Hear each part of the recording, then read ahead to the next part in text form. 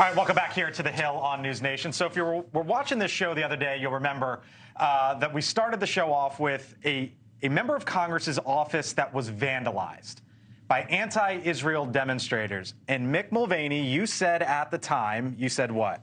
I said that what's going to happen next is that this is going to come into their homes. This is going to come to their houses where their families are. And as a casual person, someone who's never been in Congress, I was like, whoa, what do you mean that? Everybody knows where we live. Our cell phone numbers are available. Our home addresses are available. People follow us around all the time. When I ran for office, the Democrats would go through my garbage. So you're not a private person when you're a member of Congress. Here's why I bring it up. Congressman Adam Smith, state of Washington, moments ago, quote, "Last night, my house was vandalized by people advocating for a ceasefire in Israel and Gaza.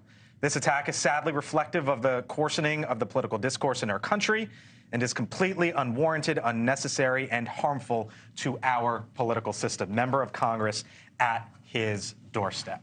You know what's really offensive? I'm sorry.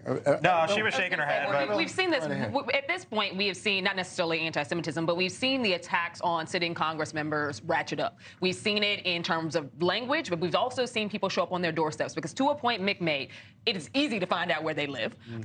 We're still, reeling from what happened to Nancy Pelosi's husband. I think that when we look at how aggressive our politics have become, there is something to be said about people taking things way too far. This is disgusting. And I don't care what side of the aisle you stand on, there should be people calling it out, and there should be people also trying to decrease the temperature here because these incidents keep growing. And there should be people going to jail for this. Absolutely. Yeah, what's really offensive to me is that, but also, this is a form of intimidation.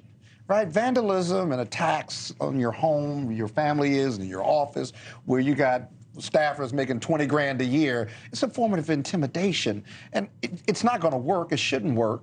And so it's really stupid to do because you lose your point more than anything, and you're not going to change the minds of whatever changes you're trying to make by committing either violence or vandalism. What it will do, however, is it will drive good people out of Congress. Because they'll We're seeing that at record numbers right now, right? It's not worth it. You won't be able to get good staff. You won't be able to get. But it's not just Congress. Look at that Oakland City Council meeting that went off the rails when it came down to the situation of anti-Semitism and Hamas. I mean, this is going on everywhere. As I've said before, anti-Semitism is the top problem in America when it comes to hate crimes. And unfortunately, a lot of people think, particularly in the social justice movement, that the ends justify the means. And I'm going to tell you, it's not just Congress. This is going to go on everywhere. I don't believe that, but I will say argument that I don't think is true. Don't forget about racism. But what are you talking about? It's going on. No, that's a form of racism. But it is racism. But what I am trying to say is, if you look at the FBI statistics, it's 60% of the hate I'm not saying the anti-Semitism but it's going on around the world, and that racism is also here as well against Jewish people. No, but what I am saying is that you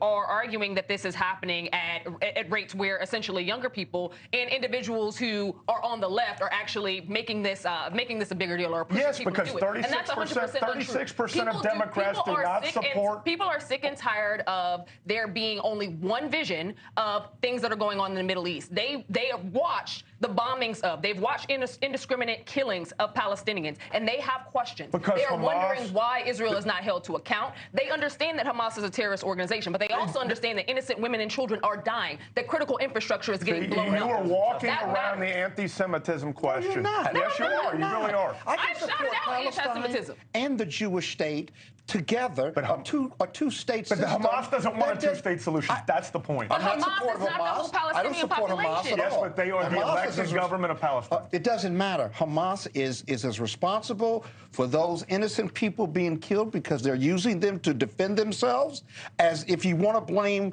the collateral damage. Okay, I blame Israel and Hamas equally if you're going to have collateral damage on people dying in Gaza.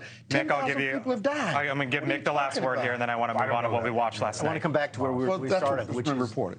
This is intimidation. It's wrong. I'll be curious to see what the reaction is from local law enforcement. I hope that people go to jail for this. If this had been a right-wing group that had done this to Adam's a Democrat and a good man. I know him. I served with him. If it had been a right-wing group, if it had been a white supremacist group that did this, there'd be screaming for heads. And I want the same reaction to the folks, even though they were pro-Palestinian.